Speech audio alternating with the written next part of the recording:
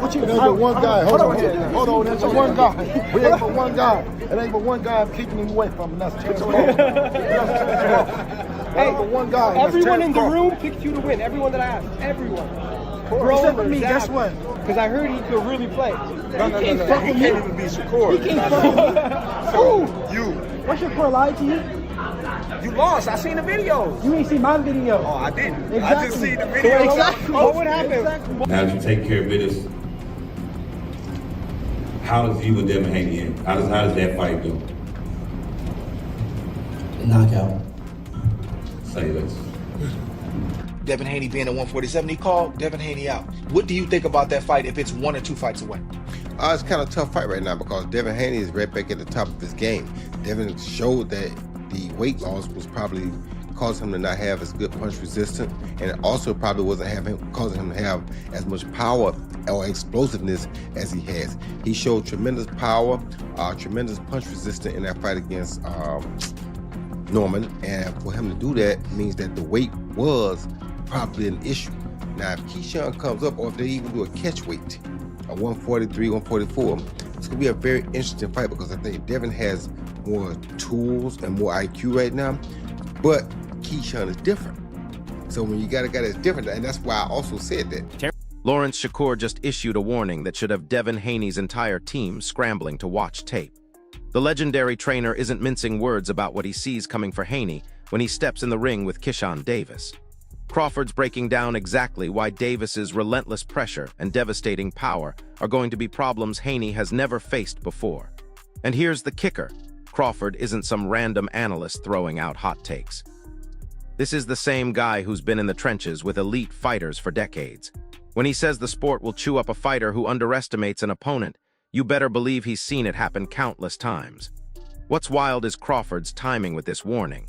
He's watching Davis's recent performances and seeing something that has him convinced Haney is walking into a buzzsaw if he doesn't completely change his approach. I said I guarantee you he'll beat you though. How you gonna bet on somebody I'm else? gonna bet on him against you. I will beat you. No, you can't beat me, but I bet he beat you and I. But here's where this story gets absolutely insane. Davis isn't just some hungry contender trying to make a name for himself. This kid is backed by 2 of the most dangerous fighters in boxing right now, Shakur Stevenson and Terence Crawford himself. Think about that for a second. Stevenson, who's been dismantling opponents with surgical precision, is personally teaching Davis everything he knows. And Crawford, the pound-for-pound king who just embarrassed Errol Spence, is treating Davis like a little brother. Davis is literally getting a masterclass from 2 fighters who represent the absolute pinnacle of boxing skill and ring IQ. Shakur keeps telling everyone it's Keyshawn's time. And when a fighter of Crawford caliber is vouching for someone that hard, the entire boxing world needs to pay attention. This isn't just hype. This is 2 elite fighters putting their reputations on the line by backing Davis. Sport chew you up and spit you out. You know, out with the old and with the new. And get this, the fight is actually happening. Davis just confirmed that negotiations are moving forward and the Devin Haney showdown is locked in for 2025. But here's what nobody's talking about. While Davis is out here making announcements and building momentum, Haney's been relatively quiet. That's either supreme confidence or a sign that Team Haney knows they're dealing with something they weren't expecting. Roy Jones Jr. just weighed in on this whole situation and his take is fascinating. Jones is praising Davis's speed and the level of opposition he's been facing, calling him a legitimate rising star. But then Jones drops some interesting advice. He thinks Davis should take 1 or 2 more fights before challenging Haney. Now, why would a legend like Roy Jones Jr. suggest that? Either he's trying to protect Davis from jumping in too deep too fast, or he's seeing something in Haney's game that makes him think Davis needs more seasoning. As that, and that was your turn, and I'm not gonna allow and sit back and allow you to even waste that talent that you got, because I've been told, Key, for years, bro, you could be one of the best.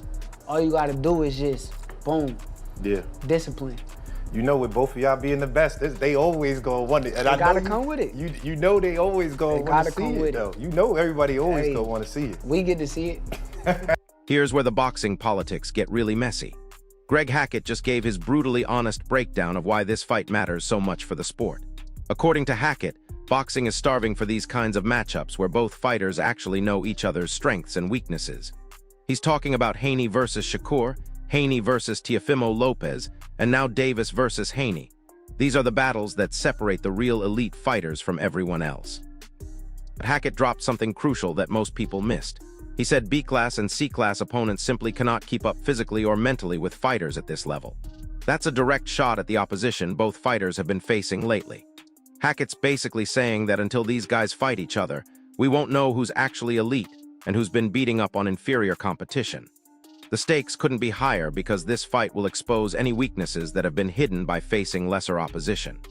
He had to turn himself in, but I believe he tweeted like, Keyshawn, let's do it. I mean, he said that? Yeah, but he tweeted like something like that. Yeah. Well, you know, Bill was in my DMs. We already was talking about it, honestly, before he even hit the media, so I know it's going to happen in 2026. And you're good going straight to Devin in your first fight at 47? If it makes money, it makes sense. Now listen to this part because it gets even more interesting.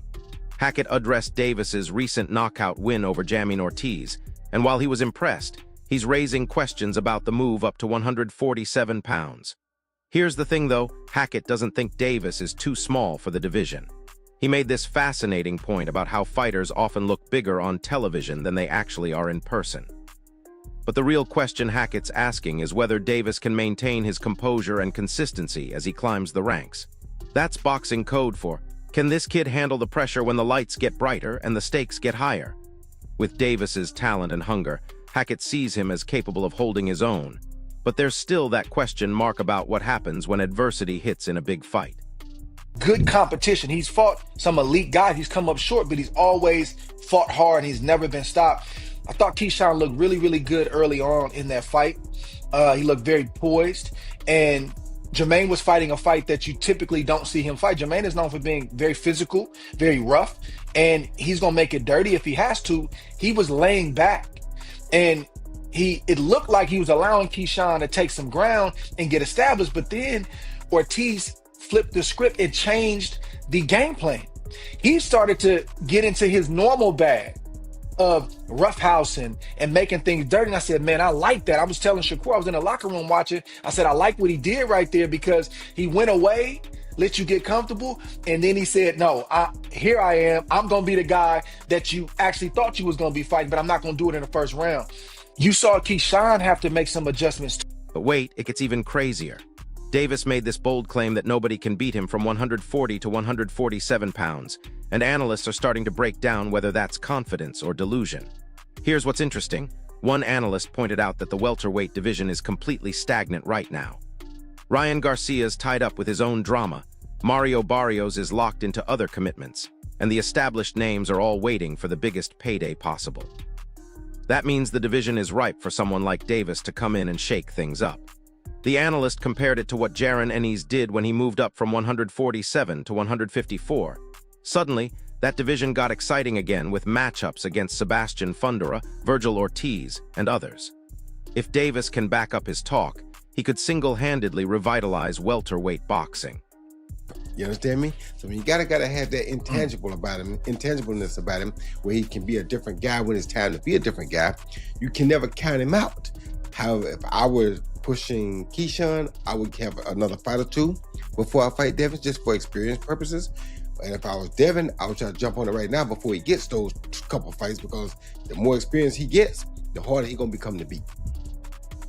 Yeah, that's gonna be a tough fight, you know, for Keyshawn Davis. And I think in many respects, Devin Haney too. You can't take Keyshawn Davis light. He can really fight. He's really like that. The weight difference is a concern, and it's a fair question. Is he ready now? Is he ready a fight or two from now? But that's the fight, really. If you really want to you want to scream, I'm back.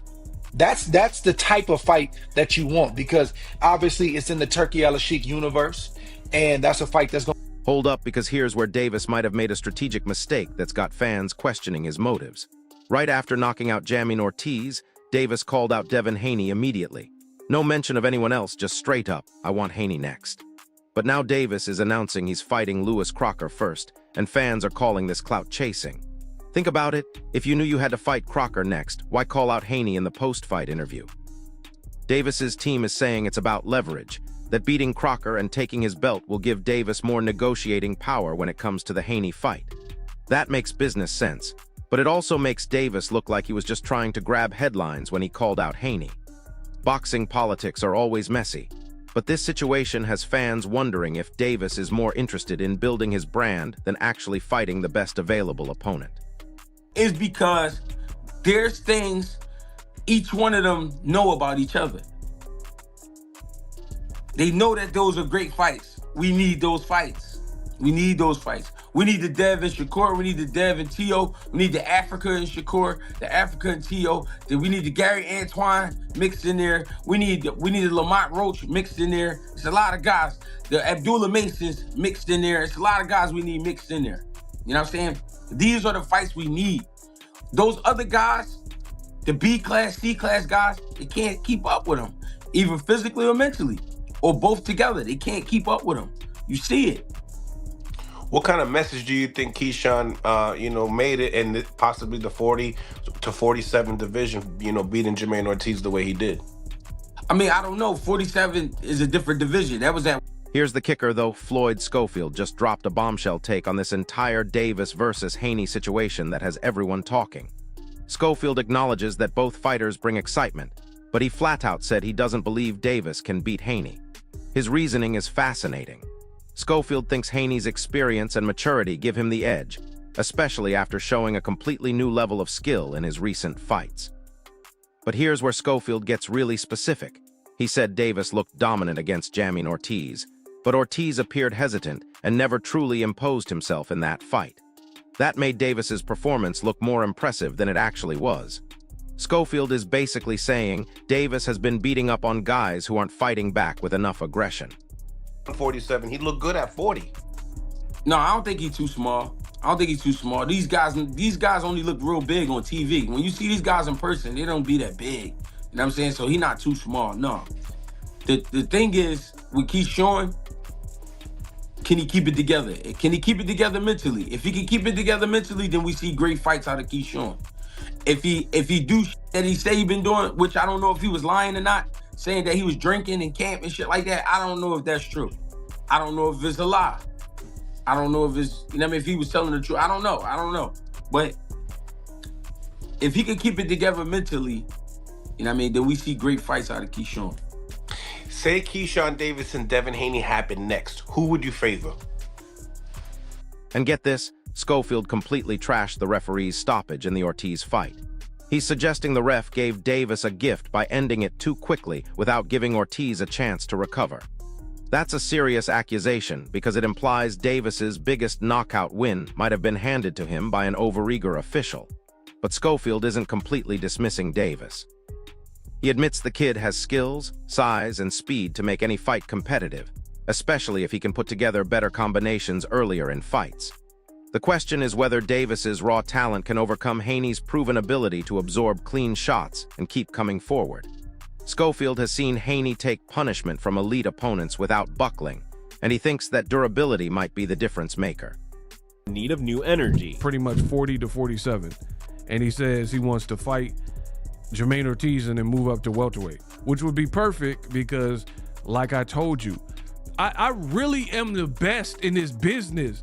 Like, everything I say is like clockwork, right? It's amazing to me. Sometimes I amaze myself. So what am I talking about? I literally just said welterweight is dry. It's a stale, stagnant, horrible division right now. Not too many ways to mix and match the guys. And then the guys you could mix and match are pretty much busy. The Ryans, the Barrioses, and the Rollies, as I mentioned at the beginning of this video.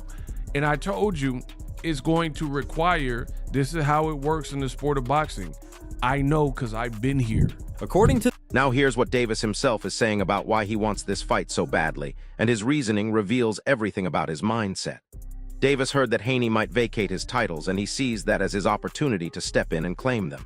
But listen to how Davis is preparing. He's not just studying opponents' strengths, he's looking for psychological weaknesses. Does a fighter complain when things get rough? Do they cut easily? How do they react when the pressure gets turned up?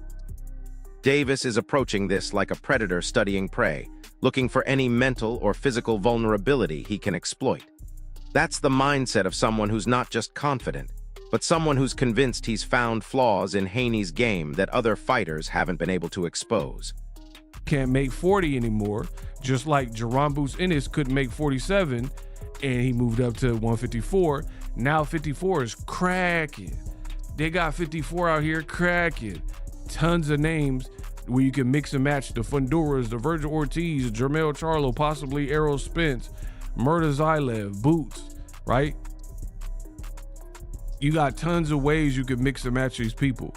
47 right now is dry, so it's going to take Shakur's and the Keyshawns and Gary Antoine Russells or the El Rayos, you know, different Edwin De Los Santos, Matias, different guys to move up to start to purge and like fill out the division. Right now, it's not many options. Again, Devin versus Louis Crockpot is a terrible fight, and I don't know anyone that wants to. So there you have it. We've got a young, hungry fighter backed by two of boxing's elite talents, facing off against an experienced champion who's proven his durability at the highest level. Davis is promising a knockout, saying Haney won't last once he feels the real pressure, while experts are split on whether Davis's speed and power can overcome Haney's experience and proven chin. This isn't just about belts or rankings anymore. This is about whether the old guard can hold off the new generation, and whether Davis's confidence is justified, or if he's about to get a reality check from one of boxing's most technically sound fighters. What do you think? Is Davis the real deal who's going to expose Haney's weaknesses? Or is he a hype job who's about to learn why experience matters at the championship level? Drop your prediction in the comments below, smash that like button if this breakdown helped you understand what's really at stake in this fight, and make sure you subscribe and hit the notification bell because this story is just getting started. I'll see you in the next one. Like Devin Haney. So, after you knocked out Jermaine Ortiz, let me get this straight. After you stopped Jermaine Ortiz, you made no mention of Louis Crocker. The first name you called out was Devin Haney, and the only name. Unless I missed the rest of the interview. And now, you saying you had a deal in place to fight Louis Crocker next. And then, if it's worth your while, then you'll fight Devin Haney. Because, and I get it, he believes that he needs to get this belt from Louis Crocker for them to value him the way he wants to be valued. But hold up, there's something massive that everyone's overlooking in this entire Davis versus Haney narrative, and it could completely change everything we think we know about this matchup. While everyone's focused on the trash talk and the predictions, there's a silent war happening behind the scenes that involves some of the biggest power players in boxing. Al Heyman's PBC has been quietly positioning pieces on the chessboard, and Davis's sudden rise isn't just about his talent. It's about business moves that have been months in the making. Think about it. Why is this fight getting fast-tracked when both fighters could probably make more money taking easier fights first? The answer lies in what's happening with the television deals and the desperate need for compelling matchups that can actually move the needle. In negotiations with leverage with Devin Haney. I get it. So what's the point in calling out Devin Haney? Why didn't you tell the world, I'm going to fight Louis Crocker next? Because he knows it's not going to be acceptable. If he came out and he says, after Jermaine Ortiz, I'm fighting Louis Crocker, he knows that the fans ain't going to accept that. So he's saying Devin Haney multiple times because he understands what Devin Haney represents. This is what many people will call clout chasing. So you're using Devin Haney's name, but you know you have no intentions of fighting him next? Make this make sense. It all makes sense. Here's where things get absolutely wild. Sources close to both camps are saying that this isn't just a one-fight deal. This could be the beginning of a trilogy that reshapes the entire landscape of the welterweight division. But here's the kicker that nobody saw coming. Tank Davis, Gervonta Davis, just made some comments that suggest he's been sparring with Keyshawn Davis and giving him specific advice on how to handle southpaws like Haney. Now think about that for a second. Tank Davis has been in there with some of the most elite fighters in the sport, and he's personally coaching Keyshawn on the nuances of dealing with Haney's awkward angles and defensive shell. This isn't just Shakur and Crawford anymore. Now you've got Tank's explosive power knowledge being downloaded directly into Keyshawn's game plan. Tank specifically mentioned that Haney has a habit of dropping his right hand when he's throwing his jab, and that split-second opening is where Tank thinks Keyshawn can land the fight-ending shot. No matter which one go up there, Devin is Devin. Devin going to show up. It's going to be a great fight with either one of them.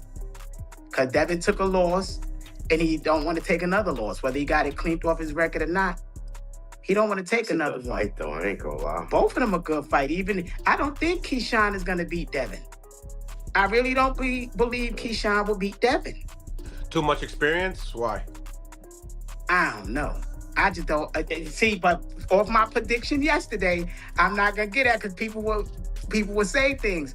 But skill wise, I don't believe this new Devin that showed up his last fight. Keyshawn is gonna be able to run through like he did Ortiz, a smaller guy who seemed like he didn't want to be in there. I ain't gonna lie. As much as I don't like Devin, I did not expect Devin to do that to Norm. But wait, it gets even more insane. Eddie Hearn just dropped some behind-the-scenes information that completely changes how we should view this fight. According to Hearn, Haney's been studying tape of Davis for over 6 months, long before this fight was even announced publicly. That means Haney saw this coming and has been specifically preparing for Davis's style while taking other fights. But here's what's fascinating. Hearn also revealed that Haney requested sparring partners who specifically mimic Davis's pressure style and southpaw stance. Haney brought in 3 different sparring partners who are all left-handed pressure fighters, and according to Hearn, Haney has been absolutely dominating them in preparation. That's either a great sign for Haney's readiness, or it means he's beating up on inferior sparring partners and getting a false sense of confidence about what Davis brings to the table. Too, and didn't even buckle Devin, so I don't know. And Keyshawn's performance wasn't great. It was good he stopped him, that the referee gave him a gift. Because the ref stopped it. He didn't even give Ortiz a chance to stand up. Not saying Ortiz would have won, but it wouldn't have been a knockout in that 12 seconds. No, that's what I'm saying, but it wouldn't have been a knockout. The ref gave that gift. He didn't even get his man the count to get up to 8. So, or to 10. So, I don't know. I would want to see the Keyshawn and Devin fight. Key do got some dog in him, so I would like to see that. I like the new version of them, though. I like the God more in it. The maturity of seeing them grow up as fathers. Like, just to see these young men get into these points is amazing, and they still in their 20s. So I can imagine them in their... Now here's where the psychology of this fight becomes absolutely fascinating. Sports psychologist Dr. Michael Larden, who's worked with elite athletes across multiple sports, just broke down what he sees as the mental warfare happening between these two camps. According to Larden, Davis's constant social media presence and his bold predictions aren't just confidence. They're a calculated attempt to get inside Haney's head and force him to fight emotionally instead of sticking to his technical game plan. But here's the twist. Larden thinks this strategy might backfire. He pointed out that Haney has faced this exact type of psychological pressure before, specifically in his fight against George Kambosos Jr., where the crowd was hostile and the media picked against him. Haney not only won that fight, but he looked completely unbothered by the external pressure. Larden's concern is that Davis might be psyching himself up more than he's affecting Haney, and that could lead to Davis abandoning his own game plan in favor of trying to prove a point. Light-skinned kid might vacate them belts, so we just try to get to them jumps, you know what I'm saying? Is that a fight? Well, as far as Anthony Yiga goes, what does he bring to the table that can make this a difficult fight? He's southpaw. I never fought a southpaw in pros yet. This is a 10-round fight, so I feel like if I was him, I feel like he probably gonna try to drown me. I think he gonna try to come out fast, pressure me, you know what I'm saying, just try to drown me, you know what I'm saying, because I've never been 10 rounds, and I think that's probably his only way he feel like he can just make something happen, you know what I'm saying, because he know he don't got the skill over me, he know I'm the younger fighter, and he know he has the experience over me, so, you know, why not try to drown the younger fighter, you know what I'm saying? Yeah. Do you watch tape on the opponents, or you just adjust on the fly? Oh, I'm a businessman. But here's something that's got the entire boxing community buzzing. Legendary trainer Freddie Roach just gave his take on this matchup, and his analysis is unlike anything we've heard from other experts. Roach isn't focused on power or speed. he's looking at something much more subtle. According to Roach, the key to this fight lies in who can better adapt their game plan mid-fight when their original strategy isn't working. Roach has seen too many talented fighters lose because they couldn't make adjustments when Plan A failed. He specifically mentioned that Davis has shown flashes of brilliant adaptability, but mostly against opponents who weren't skilled enough to truly test his ability to think on his feet. Haney, on the other hand, has proven he can completely change his approach between rounds when necessary. Roach's prediction is that whoever makes the better adjustments in rounds 4 through 6 will ultimately win the fight, because that's when both fighters will have figured out what the other brings and will need to start implementing Plan B. What are you looking for? Are you looking for strengths? Are you looking for weaknesses? Like, which one do you prioritize? I look for everything. I look for where you get cut at every single fight. I look for if somebody fights you dirty, do you complain? I look for all that shit. 'Cause everything that's a weakness, I'm gonna use to my advantage. I like it. Prediction for the fight. I'm gonna knock his ass out. He's getting up out of there. He's getting up out of there. If y'all gamble respect on that shit, I'm gonna get his ass up out of there. You referenced Devin Haney possibly vacating the belts. Yeah. Do you think after you get a belt, you'll eventually see him at like 140, 147? I was about to say shit. Oh, hell yeah. Like, I'd love to go to 140. Like, after I won my first world title, 35, I defended one time. I would have no problem going to 140 and test the waters out up there and becoming champion at 2 different weight classes, just holding that shit down. Because I know I can do it. All right, so give me your hit list in order. Because you've been going at it with Frank. You've been going at it with Dev. And get this, there's a training camp war happening that's got both teams talking trash in ways we rarely see. Davis's strength and conditioning coach just posted videos of Davis hitting the heavy bag, and the power he's generating is legitimately scary. But Haney's team fired back with footage of Haney's defensive drills, showing him slipping combinations that would have knocked out most fighters. What's interesting is that both camps are specifically posting content that directly addresses what the other fighter is supposed to be good at. Davis's team is showing his defensive improvements, while Haney's team is highlighting his increased aggression and power. This suggests both fighters are aware of the narrative around their supposed weaknesses and are actively working to address them. The question is whether these improvements are real or just good social media marketing. Now here's where this story takes a turn that nobody expected. Former world champion Shawn Porter just revealed that he's been brought in as a consultant for this fight, but he won't say which camp hired him. Porter's analysis of both fighters is fascinating because he's actually been in the ring with similar styles throughout his career. According to Porter, Davis's pressure style reminds him of a young Keith Thurman, but with better footwork and more consistent power. The problem Porter sees is that Davis hasn't faced anyone with Haney's level of defensive responsibility and counterpunching ability. But Porter also dropped this bomb. He thinks Haney has become too comfortable with his defensive shell and might not be ready for someone who can sustain pressure for 12 full rounds. Porter's concern is that Haney's recent opponents have allowed him to dictate the pace, but Davis won't give him that luxury. Here's something that's flying completely under the radar, but could determine the entire outcome of this fight. The venue selection is still being negotiated, and both teams have very specific requirements that reveal their game plans. Davis's team is pushing for a smaller, more intimate venue where the crowd noise will be intense and could potentially rattle Haney. They want that hostile environment where every punch lands and every exchange gets the crowd on their feet. Haney's team, meanwhile, is lobbying for a larger venue with better sight lines, where technical boxing will be more appreciated and the crowd won't be right on top of the fighters. This isn't just about ticket sales. This is about creating an environment that favors each fighter's style. The venue could literally influence how aggressively both fighters are willing to engage, and right now that negotiation is still ongoing. But wait, there's more.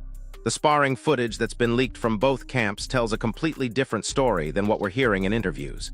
Davis has been getting work from a specific sparring partner who's been brought in specifically because he moves and fights like Haney. But here's what's interesting.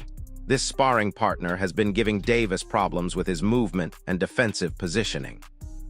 Multiple sources who have watched these sessions say Davis has struggled to cut off the ring effectively against slick, mobile opponents. That's either a great learning experience that's making Davis better, or it's exposing a fundamental weakness in his game that Haney will be able to exploit. On the flip side, Haney's sparring sessions have reportedly been more controlled, with Haney working on specific combinations and defensive sequences rather than going to war with his sparring partners. Now here's where the business side of this fight gets really interesting and could actually impact what happens in the ring. The pay-per-view projections for this fight are higher than anyone expected, which means both fighters are going to make significantly more money than originally negotiated. That kind of financial pressure can affect fighters in different ways. Some fighters perform better when the stakes are higher, while others feel the pressure and fight not to lose rather than fighting to win. Davis has never been in a fight with this level of financial and career implications, while Haney has proven he can handle big money pressure. But here's the twist. The higher the pay-per-view numbers, the more likely we are to get an immediate rematch regardless of how the first fight ends.